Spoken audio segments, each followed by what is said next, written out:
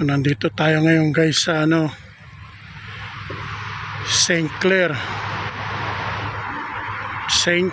Avenue East, Toronto, Scarborough. Ayan, BRL, dumaan yung tren, ayan. Nandito tayo sa Go Scarborough. Ayan. Ewan ko nakikita nyo. Sa malayo kasi ako eh. Ito yung parking lot. So, ang daming sasakyan, no? Puro utang yan. May pangalan pa ng car dealer. Yung iba, bayad na siguro. Nung araw, 5 years to pay. Sasakyan. Ngayon kung meron kang pang cash, like 3,000 na sasakyan, makakabili ka na eh. Ano na yun, may mga kalakalawang.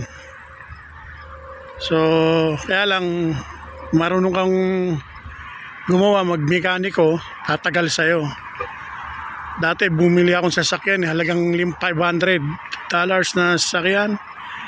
1988 Dodge Shadow, una akong sasakyan dito sa Toronto. Binili ko sa kasamang kong check. So, yan. Tumagal ng ilang buwan lang, nasira. Pinagawa ko sa Pilipino mekaniko. Mag-ingat kayo sa mga Pilipino mekaniko rito sa Toronto. Hindi ko naman nila lahat. Karamihan sa Pilipino na mekaniko rito, scammer din eh. Suta na. Pabalik-balik ako sa kanya. Saka pag may ginawa, mga ilang linggo, magpapagawa na naman ako. So yan. Ayun lang, kukwento ko lang sa inyo guys. Sinishare ko lang sa inyo ang experience ko rito sa Canada, dito sa Toronto. And dumating na yung tren, no? And ayan yung tren, no? Yung GO train papunta ng hanggang Oshawa. Ayan. Biyahe niya papunta ng Ottawa. Via rail yung hanggang Montreal, tas Ottawa. Ayan. Ayan. Tayo sa Go Scarborough. Ang daming apple, oh. Yung pulot lang dito yan eh. Lalaglag, oh. Ayan guys, oh. Apple tree, oh. Ayan, maliliit. Maliliit siya. Nasa So yan guys, sinishare ko lang sa inyo ang aking experience dito sa Canada. Ito po tayo sa Toronto. Ayan ang Go train, no? Yung green na yun, yung apple tree. Ayan, nagpabaha na yung mga pasahero sa tren, no? Ayan na.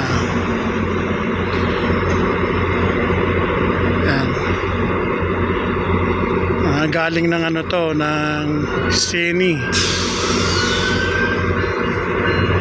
May dumaan maganda, oh.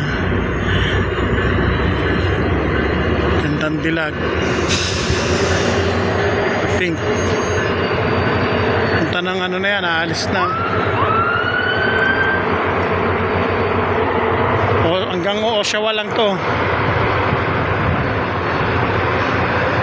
Pag sumakay ka dyan, para ka nasa aeroplano, may washroom.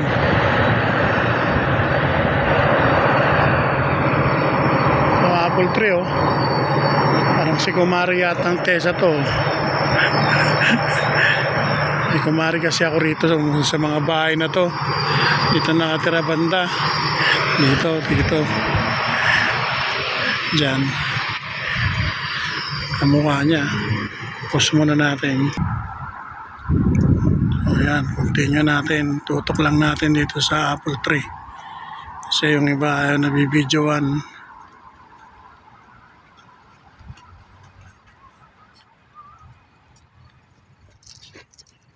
Ito. May mga basura lang eh. May uminom dito.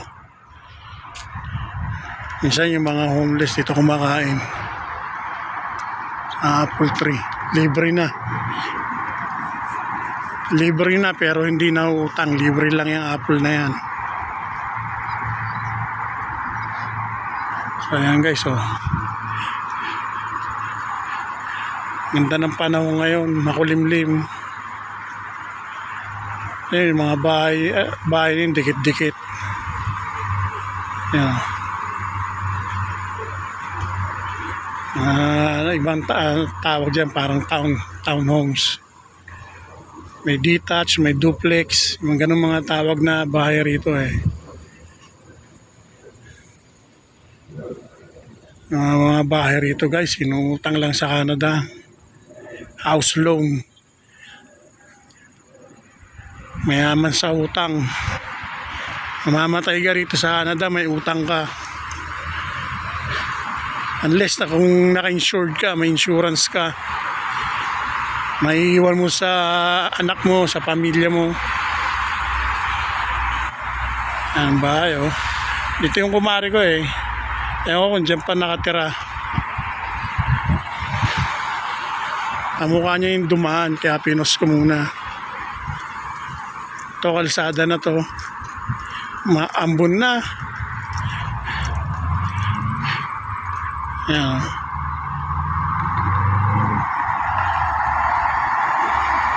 Ganda ng kalsada rito. Hindi naman lahat.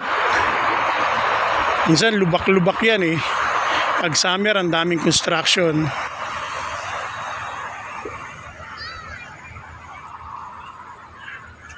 Ayan, mga barang. Nahulog ka, gukulong ka dyan. Ang galing, nakababa siya ron ah.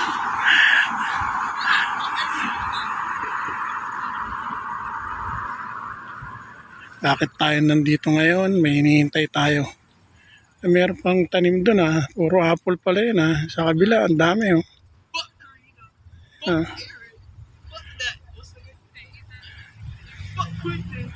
Yeah.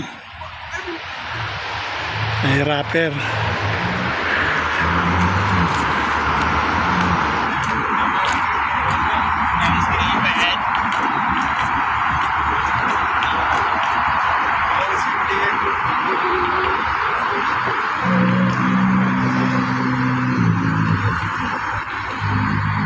Nagaling sa downtown.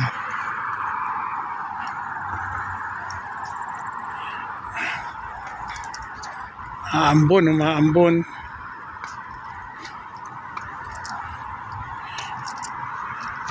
Pwede nang harvestin tong apple tree na to. Ang dami. Ayan o.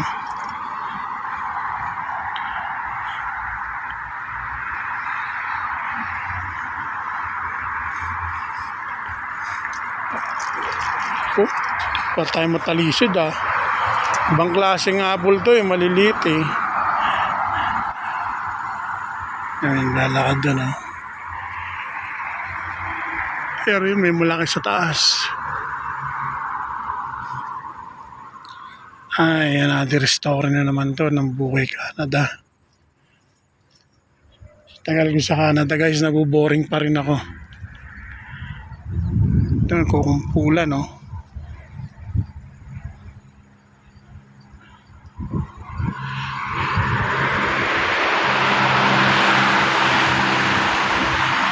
Guys, tumarating na helicopter, sinusundo na ako. Buhay Canada. Ayan, may naglalakad-lakad oh. Ganda, maganda, malinis dito sa Canada. Ito madumi lang. Dito. May mga basura. May mga umiihi rin dyan eh. Kaya linisin mo pag kumuha ka ng apple. Ayan yung bus oh. Crystals.